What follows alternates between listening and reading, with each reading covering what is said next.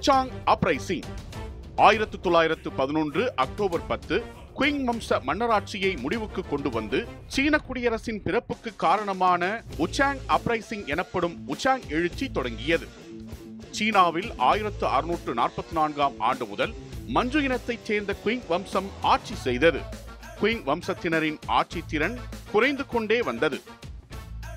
England, France, Japan, Russia, Germany போன்ற அயல்நாட்டு பேரரசுகள் சீனாவில் தங்கள் பொருளாதார மற்றும் அரசியல் ஆதிக்கத்தை விரிவுபடுத்தின.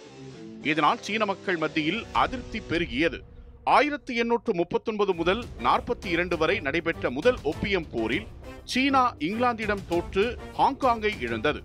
1856 முதல் 60 வரை நடைபெற்ற இரண்டாம் ஒப்பியம் போரில் ஏற்பட்ட தோல்வியின் காரணமாக மேலும் பல துறைமுகங்கள் வெளிநாட்டு வணிகத்துக்கு திறக்கப்பட்டன. 1894-95 நடைபெற்ற சீன ஜப்பான் போரில் தோற்றதால் தைவான் தீவை ஜப்பானிடம் இழக்க வேண்டியதாயிற்று. 1900 பாக்சர் ரிபெல்லியன் தோல்வியடைந்ததால் வெளிநாடுகளுக்கு மிகப்பெரிய இழப்பீடுகளை செலுத்த வேண்டிய நிலை ஏற்பட்டது.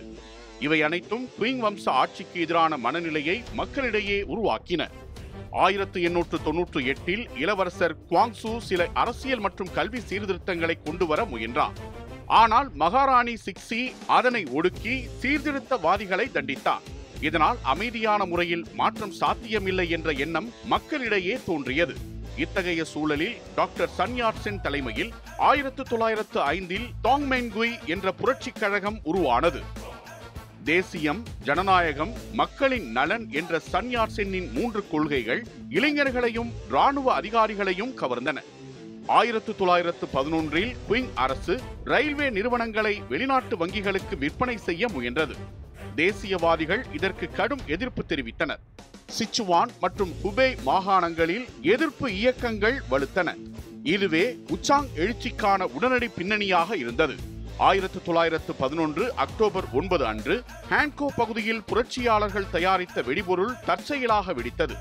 இதையடுத்து காவல்துறையினர் புரட்சியாளர்களின் ஆயுத களஞ்சியத்தை கண்டுபிடித்தனர். ஹுபே நியூ ஆர்மி எனப்படும் படையினரின் ஆதரவை பெற்ற புரட்சியாளர்கள் அக்டோபர் 10 அன்று உச்சாங் நகரில் கிளர்ச்சியில் ஈடுபட்டனர். அவர்கள் மஞ்சு இன ஆட்சியை முடிவுக்கு கொண்டு வரப்போவதாக அறிவித்தனர். எழுச்சி வேகமாக பரவியது. சில வாரங்களில் 15க்கும் மேற்பட்ட மாகாணங்கள் குயிங் ஆட்சியிலிருந்து விடுபட்டு சுதந்திரத்தை அறிவித்தன. 1912 ஜனவரி 1 அன்று சன் யாட் சென் சீன குடியரசின் தற்காலிக அதிபராக அறிவிக்கப்பட்டார். பீஜிங்கில் இருந்த கடைசி குயிங் மன்னர் புயி 1912 பிப்ரவரி 12 அன்று ராஜினாமா செய்தார். இதனால் 2000 ஆண்டுகளாக நீண்ட சீன மன்னராட்சி காலம் முடிவடைந்து குடியரசு யுகம் தொடங்கியது.